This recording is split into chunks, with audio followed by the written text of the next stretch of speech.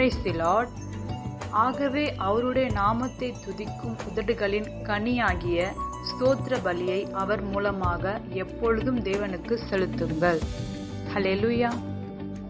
இயேசு கிறிஸ்து ஒருவருடைய மகனை சுகப்படுத்தும்படி போனார். அவருடைய மகனுக்கு அநேக பிசாசுகள் பிடித்து அவனை அலக்கழிக்கும்.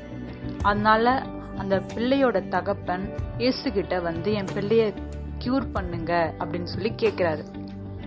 ஸோ ஆண்டவர் வந்துட்டு அவரை கூட்டிட்டு வந்ததுக்கு அப்புறம் அந்த பிசாசு பிடிச்ச அந்த பையன் வந்துட்டு ஆண்டவரை பார்த்து அலக்கழிக்க ஆரம்பிச்சான். அதாவது கத்திக்கிட்டு ரொம்ப ஹார்டா பிஹேவ் பண்ண ஆரம்பிச்சான்.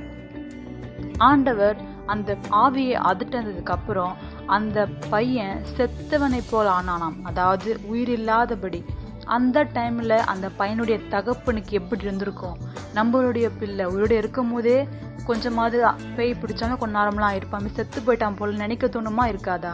ஆனா கொஞ்ச நேரத்துக்கு அப்புறம் திரும்ப அவனோட ஜீவனோட எழுந்து அவங்க தகப்பன் கிட்ட இயேசு சேர்த்தார். ஹல்லேலூயா. நம்முடைய வாழ்க்கையிலும் அப்படித்தான். ஒரு சில சிச்சுவேஷன்ல ஆண்டவர் ஒரு சில காரியங்களை அனுமதிப்பார். நம்ம தூஷிக்கிறோமா இல்ல அவரை துதிக்கிறோமான்னு சொல்லி. உங்களுடைய அப்பாவோ இல்ல உங்களுக்கு விரும்பின சிநேகிதர்களோ, உங்களுக்கு விரும்பினவங்க யாராவது உங்களுக்கு துரோகம் செஞ்சா உங்களுக்கு எப்படி இருக்கும்? மனுஷங்களே இப்படி செய்யறாங்களே, இவ்வளவு கஷ்டப்படுத்துறாங்களேன்னு சொல்லி நம்மளுடைய இருதயம் வேதனை ஆகும் இல்லையா? நம்மள உண்டாக்கின தேவன் நம்மளுக்கு வேதனையான காரியங்களை செய்வாரா? யோசிச்சு பாருங்க. அவர் ஒரு நாளும் அப்படி செய்ய மாட்டாரு. தேவன் நன்மை செய்யலாம், அது தேவனே இல்லை. ஹல்லேலூயா.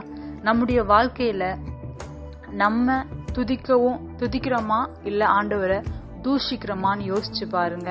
ஒரு நாளும் அவர் நம்மளுக்கு தீங்கு செய்யும் தேவன் அல்ல. ஹல்லேலூயா. நம்முடைய வாழ்க்கையில ஒரு சில நெருக்கமான சூழ்நிலை வரும், சில பல கண்ணீரான காரியங்கள் வரும். இது மாதிரி நடந்து போச்சு, நம்ம ஆண்டவரை ஜெபிச்சு என்ன பிரயோஜனம் சொல்லி அநேக காரியங்கள் தோன்றலாம். என் பிரியமான என் சகோதரனே சகோதரியே, தேவன் ஒரு நாளும் நமக்கு தீங்கு செய்பவர் அல்ல. ஹல்லேலூயா. உங்களுடைய துதியும் உங்களுடைய தூஷணையும் உங்களுடைய உதடுகள்ல இருக்கு.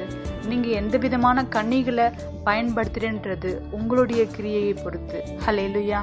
தேவன் மேல நீங்க வைத்த நம்பிக்கையை பொறுத்து. இந்த நாள்லயும் எவ்வளோ நெருக்கமா இருந்தாலும் ஏசப்பா நீங்க ஒரு நாளும் எனக்கு தீங்கு செய்ய மாட்டீங்கன்னு சொல்லி நீங்க எவ்வளோ கஷ்டமா இருந்தாலும் ஆண்டவர் துதிச்சு பாருங்க. உங்களுடைய துக்கம் எல்லாம் சந்தோஷமாய் மாறும்.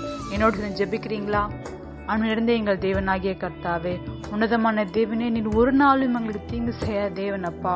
உம்முடைய பாதபல நாளும் வருகிற ஒவ்வொரு பிள்ளைகளும் நீங்க ஆசீர்வதிங்க.